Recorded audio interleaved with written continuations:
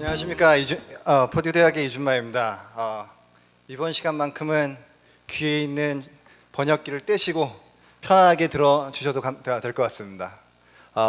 My apologies to the guest speakers. Please have your headset on for this moment. 제가 오늘 발표할 내용은 이제 창업자, 파운더 CEO와 프로페셔널 CEO의 디퍼런스를 좀 보고 또 그들이 어떤 식으로 기업을 운영해 나가는 차이, 또 그게 어떻게 석세션에 영향을 미치는가에 대한 얘기를 조금 간단히 나눠보려고 합니다. 지금까지 말씀드렸던 연사님들과는 달리 조금은 더 말랑말랑한 내용들이 많이 있으니까 좀 편하게 들어주시면 됩니다. 통역자분이 말랑말랑하다는 표현을 잘 번역해 줬으면 좋겠는데요. 우선 발표 전에 두 가지 말씀을 드리자면, 제 오늘 발표 내용은 모두 다 미국의 미국 기업들의 데이터를 쓴 거기 때문에 혹시 여기에 창업자분들이 기분 나쁜 얘기가 있더라도 여기 계신 분들 얘기가 아니라 미국 사람들 얘기임을 분명히 말씀드리고요. 두 번째는 제가 실은 며칠 전까지는 이걸 영어 발표로 준비를 했다가 다행히 한국말로 해도 된다는 얘기를 들어서 가끔가다 살짝 재수없게 영어를 좀 쓸 때도 있을 것 같습니다. 그 부분에 대해서 좀 이해해 주시기 바랍니다. 간단히 제 발표 내용을 말씀드리자면, 왜 제가 창업자에 대해서 관심을 특별히 갖게 되었나부터 시작이 됩니다. 요즘에 미국에서 그리고 또 전 세계적으로 가장 화두가 되는 기업들이 있죠. 팬 컴퍼니라고 하는데 페이스북, 아마존, 넷플릭스 그리고 구글, 가장 초점을 많이 받고 있는 기업들입니다. 이 기업들을 보면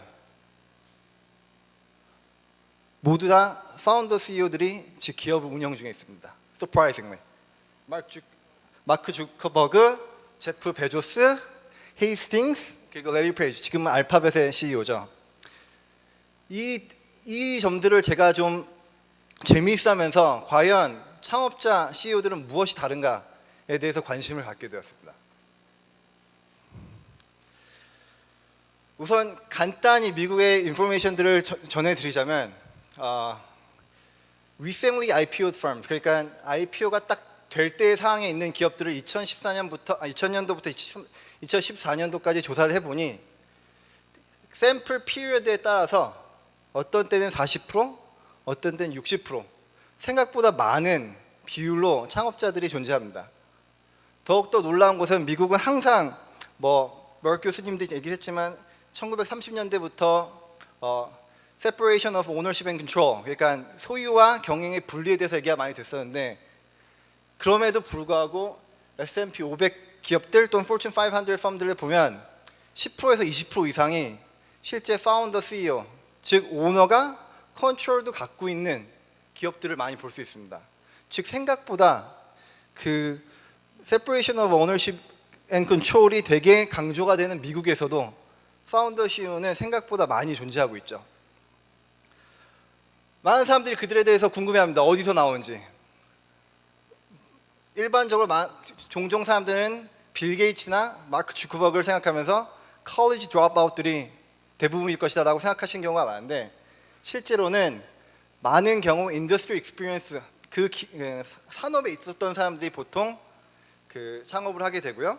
또 이제 serial entrepreneurs, 계속 실패를 경험하지만 그래도 몇 번의 경험을 통해서 entrepreneur이 되는 사람들도 많고, 저희는 아니지만 비즈니스 스쿨은 아니지만 아카데미 entrepreneurs, 그러니까 보통 뭐라고 얘기하죠? pharmaceutical companies, 그쪽들을 하시는 분들 보면 다 메디컬 스쿨이나 아니면은 좀 이거 생물학들을 하시는 분들이 나오는 경우도 많고, user entrepreneurs도 이제 본인들이 사용을 하다가 실제 entrepreneur 되는 사람들이 많습니다. 그냥 궁금해하실 것 같아서 제 연구들의 간단한 샘플 구조를 보면, IPO 펌들에서 보면, IPO한 지 얼마 안 된 기업들을 보면 실제로 고등학교만 졸업하고 CEO가 된 경우는 9%밖에 안 됩니다. 대부분 59%, 60%가 넘는 사람들이 graduate school 나온 다음에 만든 경우들이 많더라고요.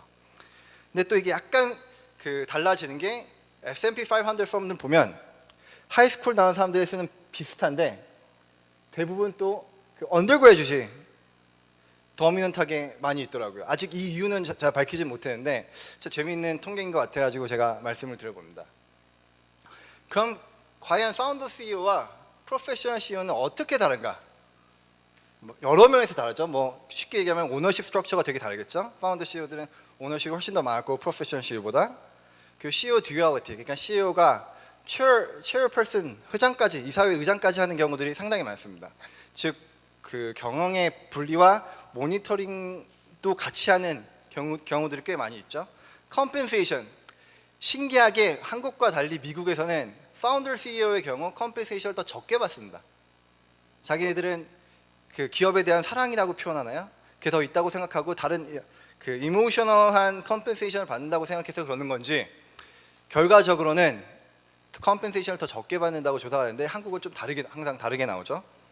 Job security, 이것도 아까 랜덤 워크 교수님께서 말씀하신 부분하고 연결이 되는데 어떤 사람들은 아직 증명되지는 않았지만 롱텀 인트러스트가 있기 때문에 Job security가 존재하기 때문에 롱텀 인트러스트를 가질 수 있다라고 해서 Job security의 디퍼런스에 대해서 얘기 많이 하고요. 또 컨트롤 파워에 대해서 얘기를 많이 합니다. 실제로 오너십하고 연관이 되기도 하지만 미국 같은 경우에 이제 페이스북이나 이런 데들 보면은 그 보팅 파워만 있는 주권들을 보통 그 CEO들이 많이 가지고 있어서 오히려 가지고 있는 오너십보다 컨트롤을 더 많이 가지고 있는 경우들이 많이 있죠. 그럼 why are they different?에 대해서는 또 여러 가지 연구들이 있습니다. Psychological reasons, 그러니까 어떤 사람들은 risk taking tendency가 더 많다. 또 어떤 사람들은 overconfident하다. 이따 자세하게 말씀을 드리겠습니다. 또 어떤 사람들은 기업에 대한 attachment가 너무 높다. 그래서 좋은 점으로는 사랑하니까 디보트를 더 많이 하고 에이전시 프로블럼이 적다라고 이해하고, 또 어떤 사람들은 너무 어태치먼트가 크기 때문에 자기 돈인 줄 안다. 그래서 개인 돈 횡령들에 대한 얘기를 많이 하기도 하죠.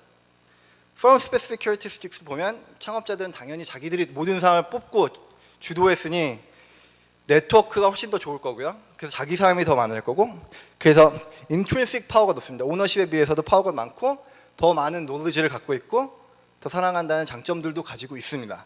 이게 어떨 때는 트레이드 오프로 작용을 하지만서도요. 이따 조금 더 짚어보겠습니다.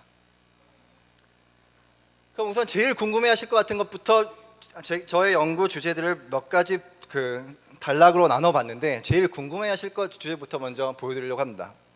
과연 파운더 CEO가 성과가 더 좋은가? 여기에 계신 창업자님들께 다행히도 파운더 CEO들이 미국에서도 퍼포먼스는 더 잘한다고 나옵니다. 실제로 토빈 스퀘어, 마켓 북 레이시오, ROA, ROS 여러 많은 부분들 리버스 커저리티 이슈 그것들 다 제거하고도 적게는 10%에서 많게는 20% 이상 실제로 파운더 CEO들이 더 잘한다고 얘기하고 있습니다. 또 제가 봤던 제 데이터인데요. 인트레스팅 했던 거는 이거는 조금 이따 더 연결해서 말씀을 드리겠지만 실제로 내가 타겟 펌일 때 내 기업을 팔 때 누가 더 컨트롤 프리미엄을 많이 받나 예를 들어서 슬쩍 봤더니 파운더가 매니저로 있든 CEO로 있든 체어퍼슨으로 있든 40%의 컨트롤 프리미엄을 항상 요구하고 받아내더라고요. 프로페셔널 CEO는 30%를 받아내고 팔 때 재미있었던 건 디센던트 CEO, 그러니까 2세대나 3세대들은 20%만 받고 후딱 팔아버립니다. 그거에 대한 얘기는 이따 더 자세히 뒷부분에서 말씀을 드리겠습니다. 실은 제가 이런 과거의 연구들을 보면서 관심을 가졌던 건 아까 처음 팬 기업들과 연관지어서 어떤 기업들이 더 혁신, 이노베이션에 더 잘하는가에 관심을 갖게 되었습니다.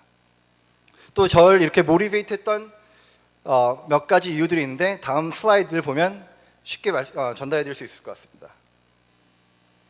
이게 Forbes 매거진의 2015년도 발표 자료입니다.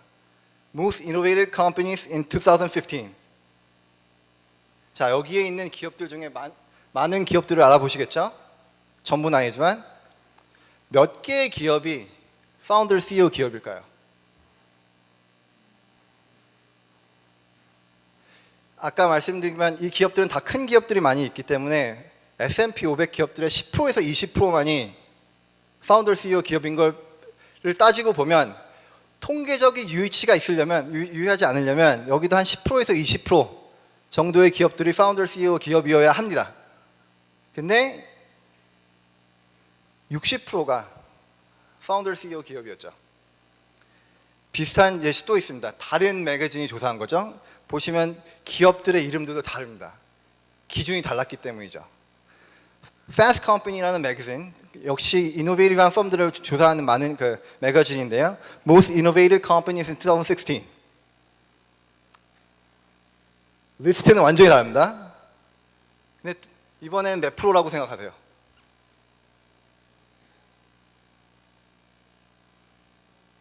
또한 60%입니다. 무언가 여기서 저는 착안한 게 있었습니다. 어쩌면 파운더 CEO들이 과거 파운더 CEO 아까 퍼포먼스를 연구한 연구들을 보면 과연 왜 그들이 잘하는지에 대한 연구는 그 메커니즘에 대해서는 자세한 연구는 없습니다. 그러니까 디스크립티브 릴레이션십을 봐서 잘한다는 보였지만 어떻게 잘한다에 대한 개념은 그 메커니즘을 분리해내지 않고 그냥 많이들 착안만 했지. 뭐 에이전시 프로블럼이 적을 것이다. 뭐 사랑하니까 더 열심히 할 것이다라는 아규먼트들만 만들었지 실제로 연구된 바는 없었습니다. 그래서 제가 본 게 과연 정말 파운더 CEO들이 이노베이션 퍼포먼스를 더 잘하는가에 대해서 초점을 맞춰서 과연 이것들이 어떻게 퍼포먼스에 실제 파이낸셜 퍼포먼스에 영향을 미치나를 좀 살펴봤습니다. 컨텍스트는 그 미국의 가장 큰 기업들을 위주로 봤고요. 파이널 샘플은 1,450개 기업, 8,856개의 firm year level의 데이터를 보게 되었습니다. 그래서 과연 파운더 CEO들의 여기서 이노베이션 퍼포먼스를 매저는 저는 특허를 봤습니다. 그게 보통 이노베이션 연구에서 많이 보는 그 디펜던트 변수인데요, 종속 변수인데요. 실제로 파운더 기업들이 다른 많은 것들을 컨트롤하고 나서도 33% 정도의 더 높은 이노베이션 성과를 보여줍니다.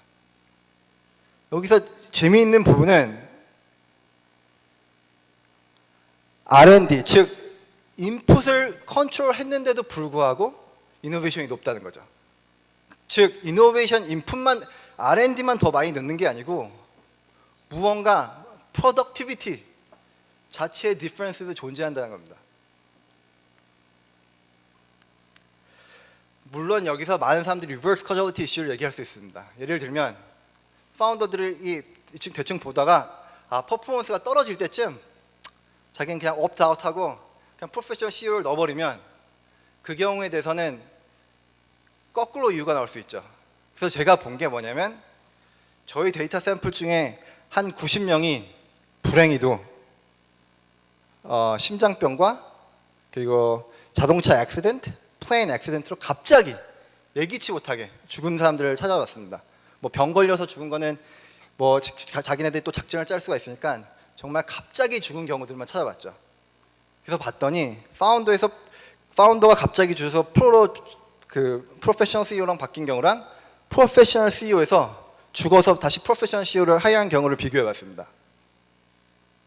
여기 보시면 점선이 프로페셔널 CEO에서 프로페셔널 CEO로 변한 건데요. 그렇게 그닥 통계적 수치가 디퍼런트하지 않습니다. 전과 후가요. 여기 보시면 조금 더 0의 미만의 상태에서 조금 떨어지죠. 근데 파운더 CEO가 죽었을 경우, 파운더 CEO는 그 죽기 전에는, 그 파운더 CEO 받기 전에는 상당히 높은 이노베이션 퍼포먼스를 보여주다가 죽고 나서 프로로 바꾼 경우 significant한 drop을 볼 수 있습니다. 즉 갑자기 엑소저널 셔커가 와서 파운더가 프로페셔널 CEO로 바뀌었어도 실제로 저희가 그 이노베이션 퍼포먼스 디퍼런스는 볼 수 있다는 얘기죠. 그래서 과연 여러 가지 아규먼트들이 나올 수 있는데 혹시 파운더들이 그냥 멍청하게 페이턴트들만 많이 창출해내는 거고 실제 그 페이턴트 통해서 그 이코노미컬한 퍼포먼스를 못 얻어낼 수도 있잖아요. 그래서 제가 본 게 과연 이 이노베이션 퍼포먼스들이 각 그 파운더와 프로페셔널 CEO의 그 차이에서 어떤 의미가 있나를 봤습니다. 보시는 바와 같이 왼쪽이 마켓 퍼포먼스, 터빈스큐도 써봤고 뭐 다른 것들도 써봤는데 파운더 CEO의 이노베이션 페이턴트들이 실제로는 더 의미 있는 마켓 퍼포먼스를 보여주게 됩니다. 즉 그들이 만들어낸 것은 더 많이도 만들어내지만 또 더 의미 있는 페이턴트들을 만들어내는 거죠. 이게 무엇을 함의하냐? 과거의 연구들은 그냥 정말 파운더와 프로페셔널 CEO의 overall, all the industries, difference만 비교를 했는데 제가 보게 되는 경우는 파운더 CEO들은 결국 보다 이노베이티브한 인더스트리들, 즉 하이텍 인더스트리에서 훨씬 더 강점을 많이 보이는 반면 뭐 public utilities, food 뭐 이런 데서는 크게 차이를 보이지 않습니다.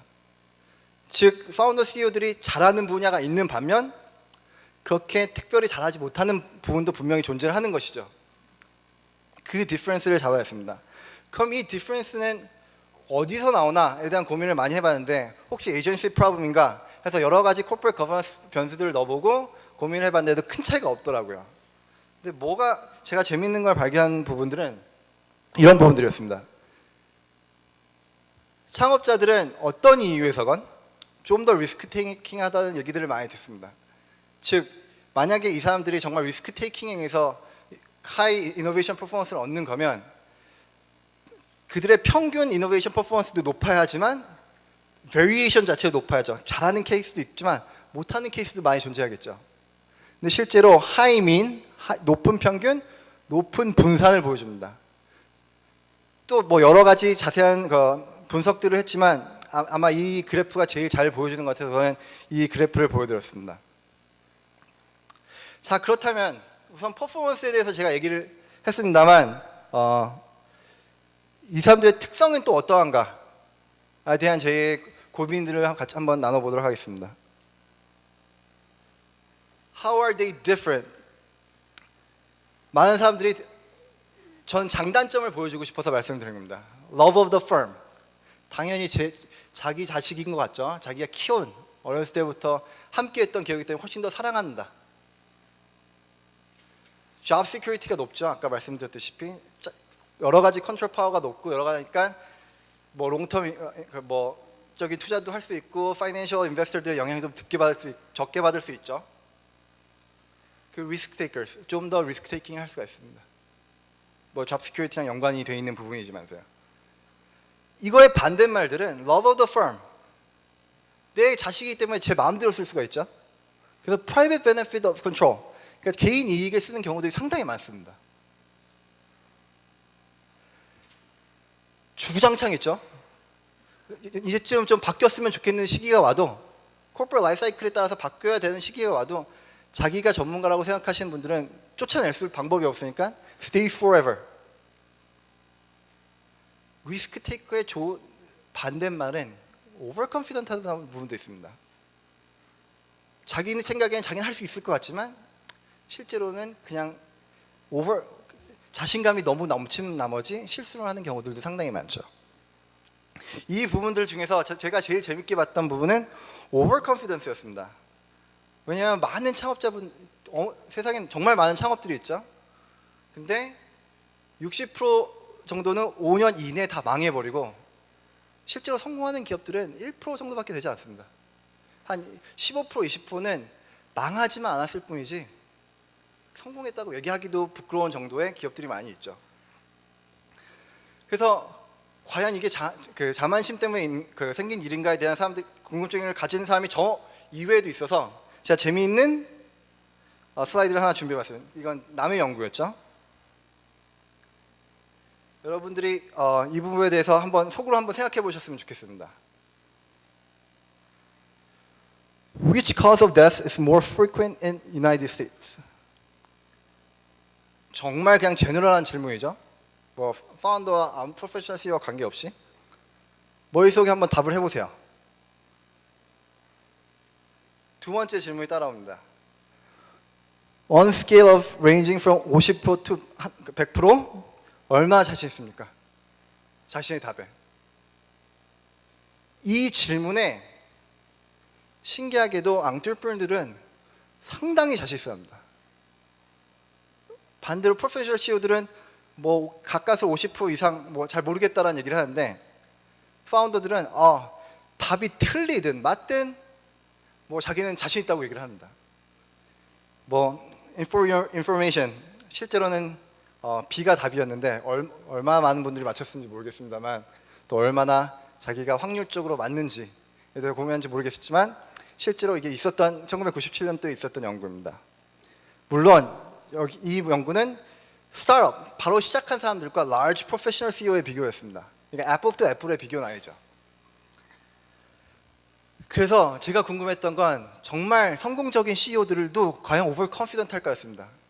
답은 두 가지로 나올 수가 있습니다. 첫 번째는 정말 성공을 했으니까 더 재수없게 돼서 되게 overconfident 해질 수가 있다. 반대로 성공을 하려면 보통 기업인들이 하는 play the game을 해야 되기 때문에 조금 더 overconfident 해지지 않고 다시 make rational decision을 할 수 있게 된다. 두 가지 경우가 있을 수 있죠. 스티브 잡스입니다. notorious 하죠. 실은 뭐 영상을 준비했는데 시간상 그냥 영상은 제가 안 트는 걸로. 근데 영상을 보면 어떤 영상이냐면 세계는 바뀐다. 이 세계가 나보다 더 멍청한 사람들이 만들었다는 걸 아는 순간 이라는 아주 지금의 스티브 잡스이기도 전에 아주 젊었을 때 얘기를 하죠. 즉 그는 상당히 overconfident 사람입니다. 근데 실제로는 상당한 성공을 거뒀죠. 제프 베조스 이 사람도 아주 notorious 하죠. 뭐 자기 마음대로 모든 걸 하려고 그러고. 그래서 이런 예시들을 통해서 저는 전자라고 생각을 했습니다. 파운더 CEO들이 뭐 물론 여기 계신 한국 분들은 겸손하고 훌륭하신 분이시겠지만 상당히 거만할 수 있겠구나. 여기 거만한 표현은 이따 제가 정정을 하겠습니다만 좀 다를 수 있겠구나라고 생각을 해서 몇 가지 연구를 해봤습니다. S&P 1,500개 기업들의 2008년도부터 2012년도를 봐가지고요. 레벨 오브 오버컨피던스를 어떻게 측정을 했냐면 몇 가지. 우선 CEO들이 트위터를 하는 경우들이 꽤 많았습니다. 그래서 CEO 트위터들을 분석해서 그들의 랭귀지 얼마나 자신감 있게 얘기하나. 개인적인 얘기들이죠. 정제받지 않은 그것들을 한번 비교해봤고요. 또 earnings conference call. 그러니까 이 사람들이 이제 earning을 쿼터별로 발표를 하게 되는데 직접 CEO들이 나와서 발표를 하게 됩니다. 물론 정제받은 얘기들이죠. 준비했던 얘기들. 하지만 그거 가지고도 얼마나 자기네들이 무의식적으로 더 자신감 있게 얘기를 하나를 한번 살펴봤고요. 또 management earnings forecast. 많은 기업들이 우리의 forecast는 어떻게 될 것이라고 발표를 하죠. 상당히 정제받은 기업적 선택입니다. 어떤 기업들은 보통 항상 earning surprise를 하기 위해서 항상 조심해서 얘기를 하고요. 어떤 기업들은 항상 더 높게 얘기했다가 문제가 일어나는 경우들이 있습니다. 또 그걸 또 비교해봤고요. 마지막으로 CEO 옵션을 비교했는데 이거는 파이낸스 리터처에서 되게 많이 이용이 되는 건데 옵션을 엑서사이즈 할 수 있는 상태에서 많이 갖고 있는 사람들이 있습니다. 즉 실제로는 원래 rationally 생각하면 옵션이 진행할 수 있으면 얼른 그걸 바꿔다가 diversify하게 투자를 하는 게 맞는 건데 주구장창 자기 옵션을 가지고 있는 CEO들이 있어요. 그들은 자기 기업이 잘 될 거라고 자신 있게 생각을 하는 거죠. 그 비율을 봐서 얼마나 또 overconfident한가를 봤습니다. 결과는 놀랍게도 모든 항목에 있어서 파운더 CEO들이 다시 얘기하지만 미국의 파운더 CEO들이 상당히 자신감이 넘치다는 걸 볼 수 있었습니다. 트위터에서는 놀라울 정도로 많이 5배나 차이가 나게 훨씬 더 자신감 있게 얘기했고요. 정제된 earnings conference call에서는 9% 정도 차이 많이 나지 않지만 되게 significant statistical 차이였습니다.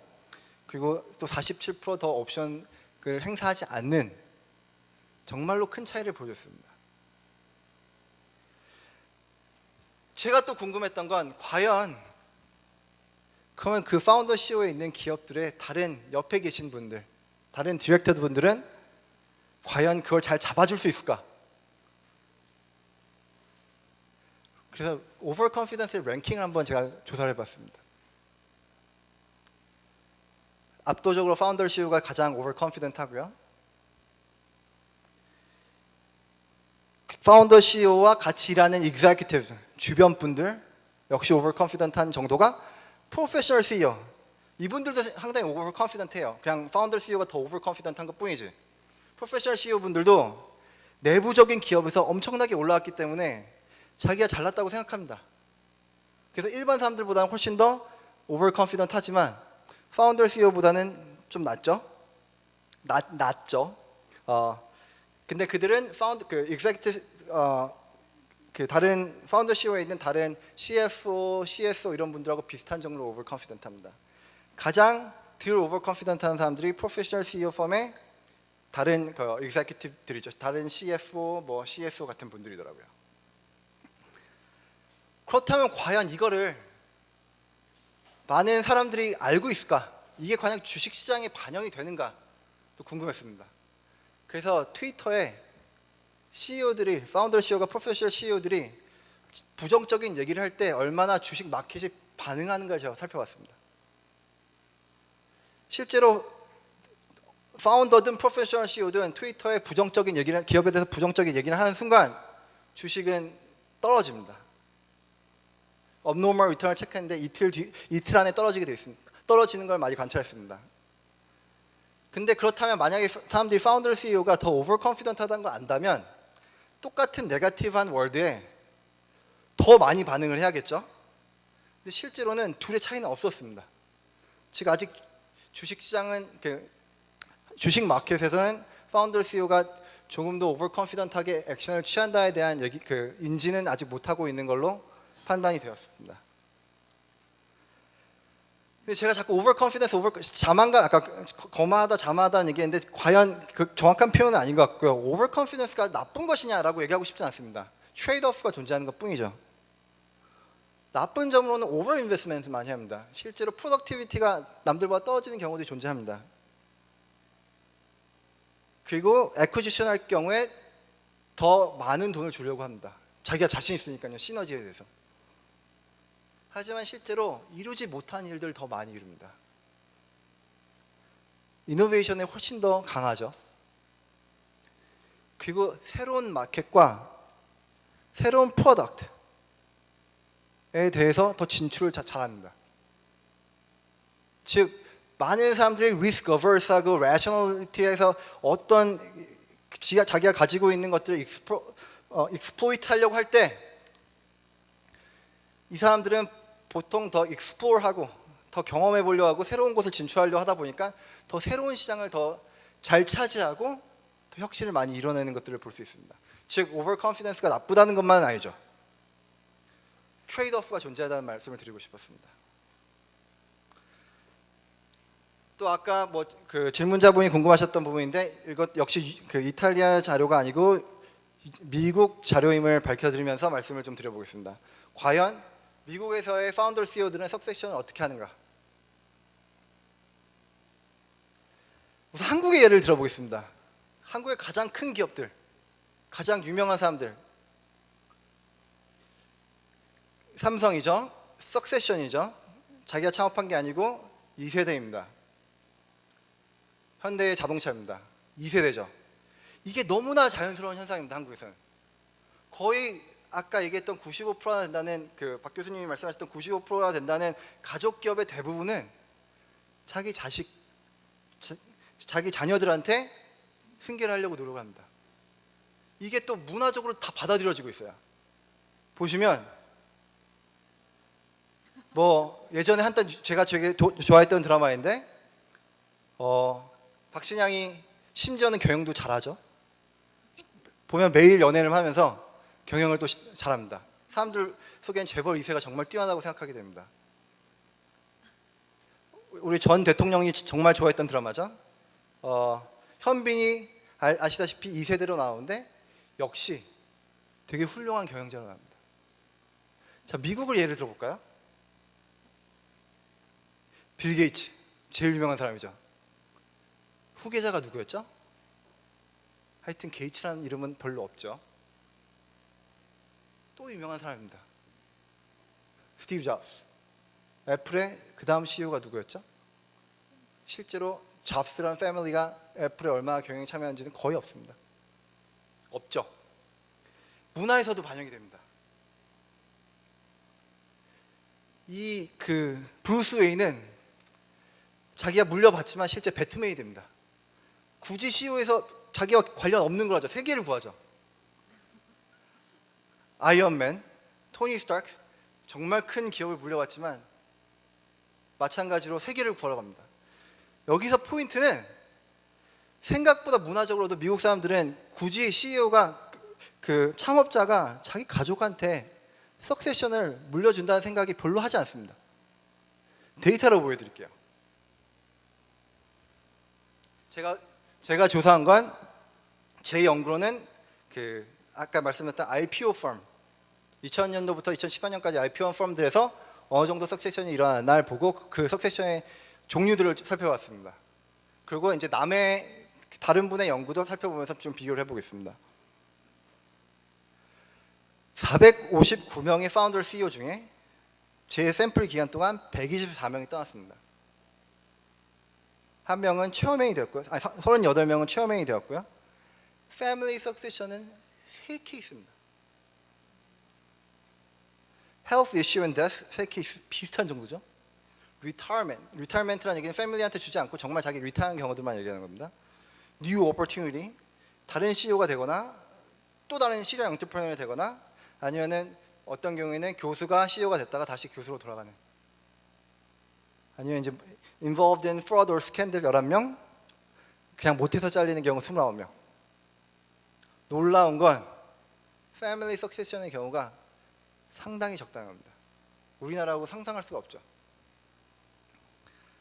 어떤 사람들이 더 오래 있는 날 봤습니다. 물론 이건 좀 당연한 얘기들이겠지만 core founder인 경우들이 많았고요. 실제로 창업할 때 CEO였던 경우들, 그리고 only founder CEO이거나 아니면은 co-founder이 별로 없었던 경우, 다 자기 기업이라고 생각했던 사람들 계속 남아 있었고요.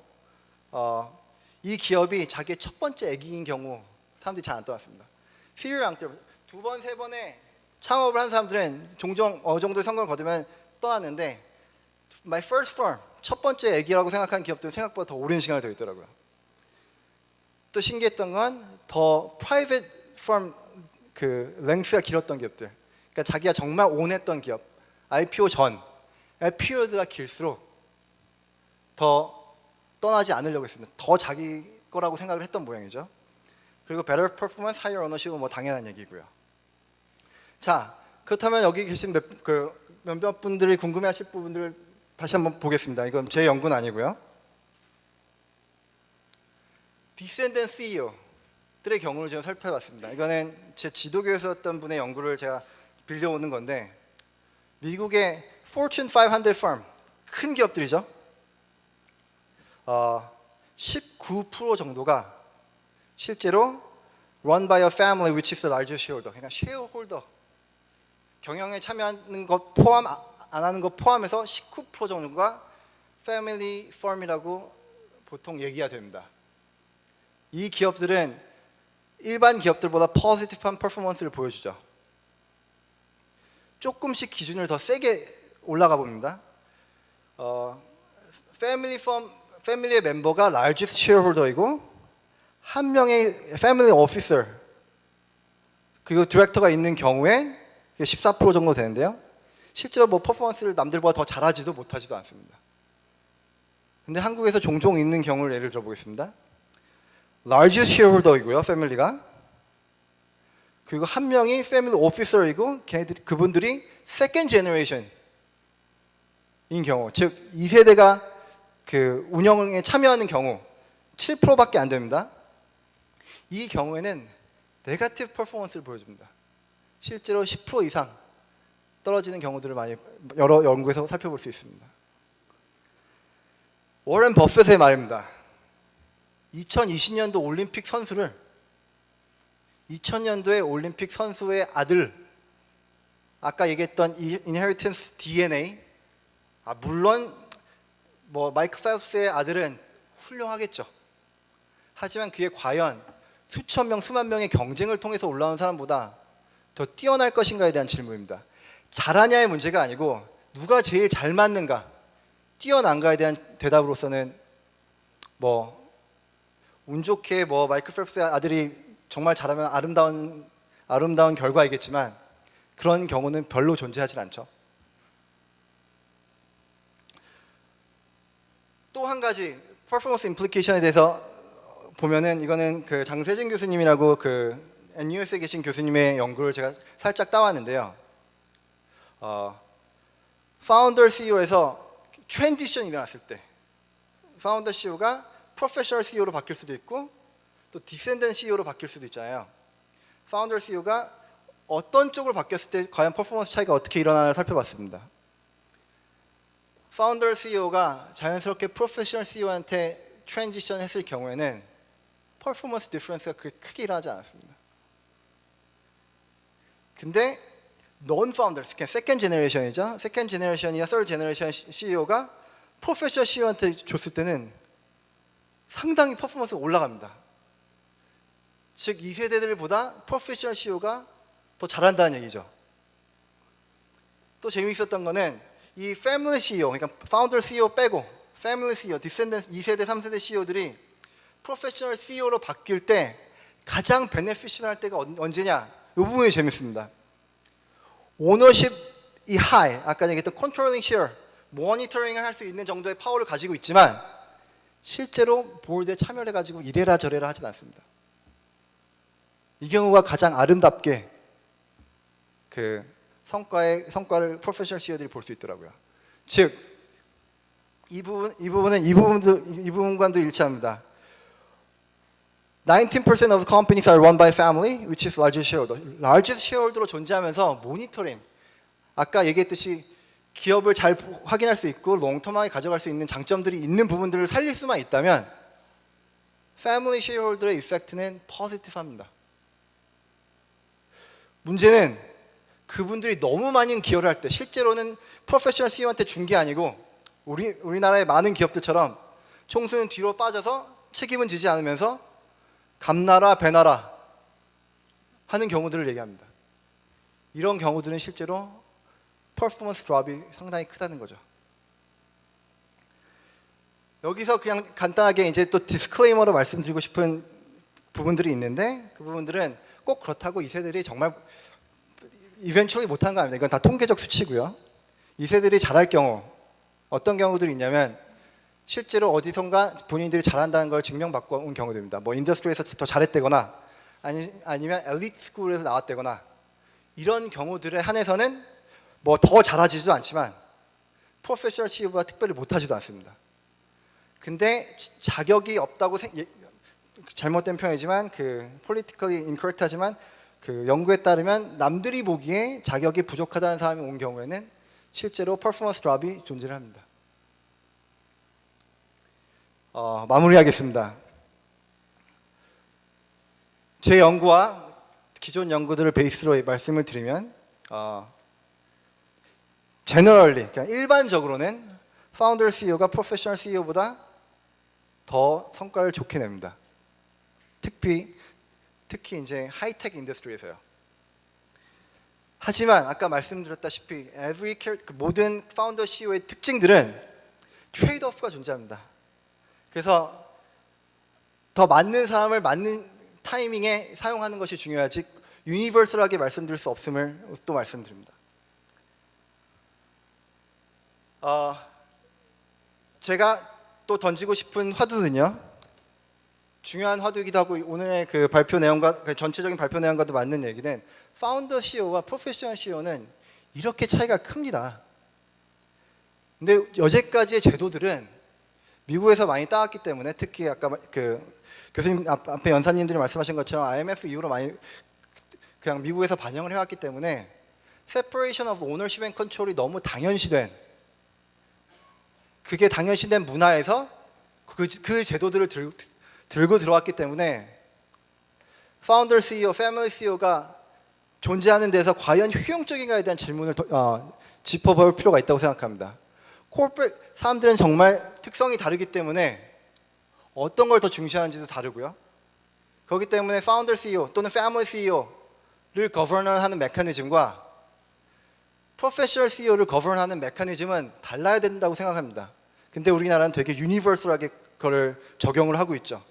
그 부분에 대한 고민이 많이 필요하다고 생각합니다. 그리고 만약에 여러분들이 큰 기업의 파운드라면 여러분의 자녀들이 이코노미컬리 더 잘 되기 위해서 정말 하고 싶은 걸 하게 시키는 걸 권장합니다. 뭐 그들의 꿈을 이루기 위해서요. 굳이 꼭 문화적으로 내 기업을 물려받아라 하실 필요 없이요. 살고 싶은 삶 살아. 부는 가져가야죠. 그분들은 그 부로 여러 가지 좋은 일들을 할 수 있고 배트맨이 될 수도 있고 뭐 세상을 구할 수도 있죠. 하지만 그분들에게 어울리는 것들을 하게 할 수 있는 문화가 주어지지 않는 한 계속적인 가족 승계는 일어날 것이고요. 너무 당연시 가족 승계에 의한 퍼포먼스의 문제들은 계속 생겨날 거라고 생각합니다. 제 발표는 여기까지 하겠습니다. 감사합니다.